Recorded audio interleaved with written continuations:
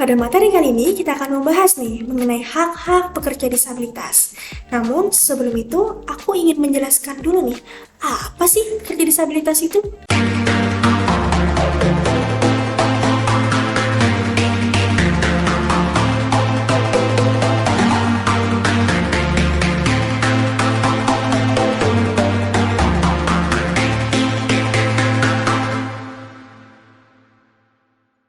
Jadi, pekerja disabilitas adalah individu yang memiliki keterbatasan fisik, mental, atau sensori yang dapat mempengaruhi partisipasi mereka dalam lingkungan kerja. Dalam hal ini, penting sekali bagi kita untuk memahami hak-hak pekerja disabilitas, yang mana hak-hak ini mencakup perlakuan yang setara, aksesibilitas fisik dan digital, akomodasi yang sesuai, serta perlindungan dari diskriminasi dan pelecehan. Tentunya, dengan memahami hak-hak pekerja disabilitas, perusahaan diharapkan mampu untuk menciptakan tempat kerja yang nyaman, mendukung, dan memberdayakan seluruh karyawannya tanpa terkecuali. Teman-teman, udah pada tahu belum? Ternyata ada loh undang-undang dan peraturan nasional terkait hak-hak disabilitas. Mau tahu apa aja? Dengerin baik-baik ya. Jadi, yang pertama, ada yang namanya Undang-Undang Diskriminasi, di mana di dalam undang-undang ini melarang diskriminasi terhadap individu dengan disabilitas dalam lingkup kerja, pelayanan publik, pendidikan, dan sektor-sektor lainnya. Yang kedua, ada Undang-Undang Aksesibilitas, di mana di dalam undang-undang ini mengamanatkan penyediaan aksesibilitas fisik dan aksesibilitas digital untuk memastikan lingkungan kerja dengan publik dapat diakses oleh individu dengan berbagai disabilitas. Yang ketiga, ada Undang-Undang Ketenagakerjaan, di mana di dalam undang-undang ini melindungi seluruh hak-hak pekerja secara umum, termasuk hak-hak pekerja disabilitas, terkait upah, cuti, perlindungan dari pelecehan, dan lain-lain. Yang keempat, Undang-Undang Kesehatan Jiwa, di mana di dalam undang-undang ini memberikan perlindungan dan perawatan khusus bagi individu dengan gangguan mental dan kesehatan jiwa. Yang kelima, Konvensi PBB tentang hak-hak penyandang disabilitas merupakan perjanjian internasional yang bertujuan untuk melindungi hak-hak penyandang disabilitas dan mendorong inklusi mereka dalam masyarakat. Di era saat ini, sudah banyak sekali perusahaan yang memiliki kebijakan dan program yang tentunya didedikasikan untuk inklusi pekerja disabilitas dalam lingkungan kerja mereka. Apa aja ya? Yang pertama, kebijakan rekrutmen dan seleksi. Perusahaan berkomitmen untuk memberikan kesempatan yang sama bagi pekerja disabilitas untuk turut berpartisipasi dalam proses rekrutmen dan seleksi pekerjaan. Yang kedua, program akomodasi. Perusahaan menyediakan berbagai jenis akomodasi yang diperlukan untuk mendukung partisipasi penuh pekerja disabilitas dalam pekerjaan mereka. Yang ketiga, pelatihan dan kesadaran. Perusahaan akan melakukan pelatihan untuk seluruh karyawan dan manajemen tentang inklusi dan kesadaran terhadap disabilitas. Yang keempat, pengembangan karir. Perusahaan tentunya akan memberikan kesempatan dan dukungan seluas-luasnya untuk pengembangan karir bagi seluruh pekerja disabilitas. Yang kelima, lingkungan kerja yang inklusif. Perusahaan akan menciptakan lingkungan kerja yang ramah bagi pekerja disabilitas, termasuk aksesibilitas fisik dan dukungan sosial. Guna memberikan perlindungan terhadap hak-hak pekerja disabilitas, saat ini sudah banyak badan-badan atau organisasi yang berdiri untuk memberikan dukungan dan advokasi mengenai hak-hak pekerja disabilitas, seperti Yayasan Disabilitas Lokal.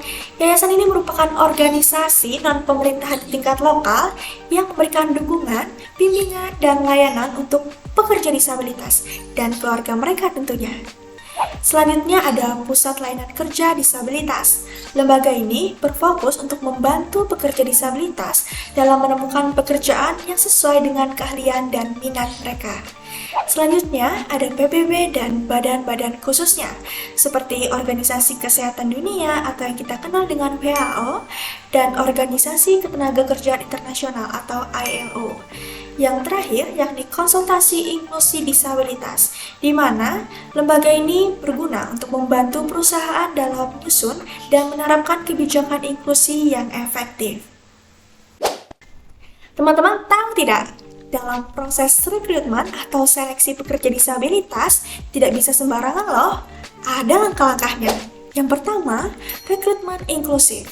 Perusahaan harus menyediakan kesempatan yang setara bagi pekerja disabilitas untuk mengajukan lamaran dan mengikuti proses seleksi pekerjaan seperti calon karyawan lainnya. Yang kedua, penyesuaian proses seleksi, di mana perusahaan harus memastikan bahwa proses seleksi tidak mengandung hambatan yang tidak perlu bagi pekerja disabilitas. Misalnya, memberikan alternatif format tes atau wawancara bagi pekerja dengan keterbatasan sensori. Yang ketiga, atau yang terakhir, pertimbangan keterampilan dan potensi. Perusahaan harus memfokuskan pada keterampilan, pengalaman, dan potensi kandidat yang relevan dengan pekerjaan yang ditawarkan, ketimbang fokus pada keterbatasan mereka. Teman-teman, dalam menjaga kesejahteraan pekerja disabilitas, kita sangat bisa loh memberikan dukungan sosial dan psikologis kepada mereka. Apa aja sih bentuk dukungan yang bisa kita berikan? Yang pertama, kita bisa membangun jaringan dukungan seluas-luasnya. Tentunya dengan membantu pekerja disabilitas dalam membangun jaringan, dengan rekan kerja, supervisor, dan kolega lainnya, mereka merasa didukung dan terhubung di tempat kerja. Selanjutnya kita bisa membuka layanan konseling. Kita menyediakan layanan konseling atau dukungan psikologis bagi pekerja disabilitas yang mungkin menghadapi tantangan emosional atau mental. Selanjutnya kita bisa membuka pelatihan keterampilan sosial, yang mana kita akan menyelenggarakan pelatihan keterampilan sosial untuk membantu para pekerja disabilitas berinteraksi dengan orang lain dan membangun hubungan interpersonal yang sehat. Selanjutnya kita bisa melakukan pendampingan kerja. Kita akan melakukan pendampingan kerja bagi pekerja disabilitas yang membutuhkan dukungan tambahan dalam melaksanakan tugas-tugas pekerjaan mereka. Teman-teman tahu tidak? Ada hal mendasar yang harus kita tanamkan di dalam diri kita dan kita praktekkan di dalam kehidupan kita sehari-hari adalah dengan tidak lakukan diskriminasi.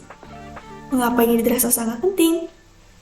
Antidiskriminasi terhadap pekerja disabilitas adalah prinsip yang mendasari perlakuan yang adil dan setara terhadap individu dengan disabilitas di lingkungan kerja. Diskriminasi terhadap pekerja disabilitas dapat berupa banyak hal loh, seperti perlakuan yang tidak adil, atau bahkan yang lebih parah, pembatasan akses ke peluang pekerjaan berdasarkan kondisi fisik atau mental mereka. Tentunya, hal ini sangat bertentangan dengan nilai-nilai kemanusiaan kita. Oleh karena itu, untuk menciptakan lingkungan kerja yang inklusif, perusahaan harus mengambil langkah-langkah agar mencegah dan mengatasi diskriminasi, seperti mengadopsi kebijakan anti-diskriminasi, yang mana perusahaan harus memiliki kebijakan yang jelas dan tegas tentang larangan diskriminasi terhadap pekerja disabilitas. Perusahaan harus selalu mensosialisasikan kepada seluruh karyawannya agar memastikan pemahaman dan kepatuhan terhadap diskriminasi ini bisa berjalan dengan baik. Selanjutnya, perusahaan juga bisa melakukan pelatihan kesadaran terhadap seluruh karyawannya dan manajemen tentang diskriminasi dan bagaimana caranya agar kita terhindar dari perilaku diskriminatif.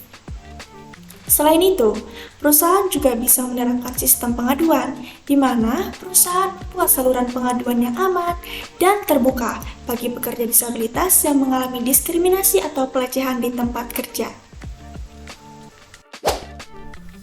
Nah, segitu dulu video dari aku. Semoga setelah ini teman-teman bisa lebih memahami mengenai hak-hak pekerja disabilitas, tentang bagaimana apa yang harus kita lakukan dan jangan kita lakukan terhadap teman-teman disabilitas kita, terutama terhadap para pekerja disabilitas. Oke, thanks for watching. See you next video. Bye-bye.